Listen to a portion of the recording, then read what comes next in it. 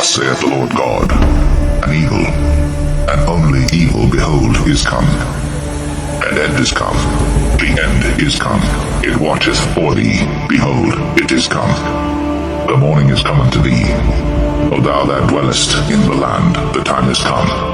The day of trouble is near, and of the sounding again of the mountains.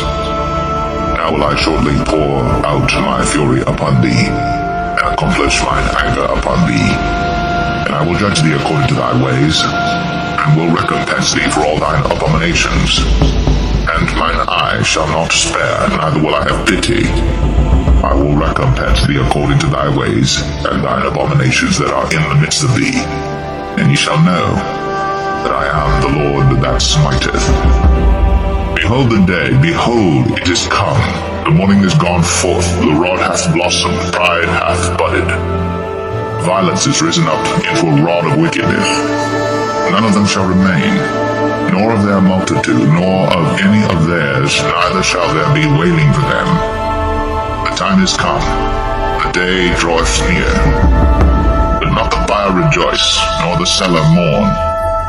For wrath is upon all the multitude thereof. For the seller shall not return to that which is sold, although they were yet alive. For the vision is touching the whole multitude thereof, which shall not return.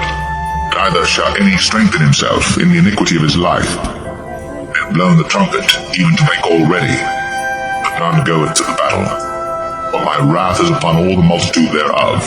The sword is without, and the pestilence, and the famine within. He that is in the field shall die with the sword, and he that is in the city, famine and pestilence, shall devour him.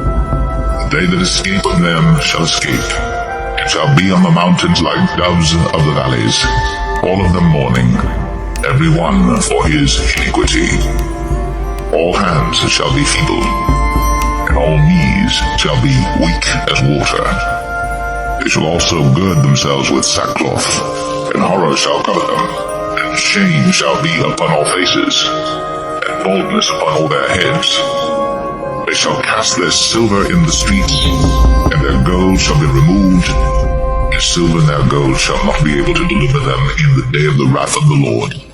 They shall not satisfy their souls, neither fill their bowels, because it is the stumbling block of their iniquity.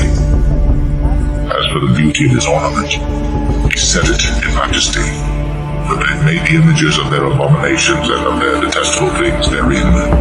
Therefore have I set it far from them.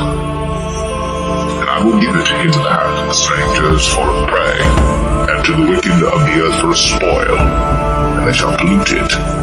My face will I turn also from them, and they shall pollute my secret place. The robbers shall enter into it, and find it, break a chain. The land is full of bloody crimes, and the city is full of violence. Wherefore I will bring the worst of the heathen, and they shall possess their houses. I will also make the pomp of the strong to cease, and their holy places shall be defiled.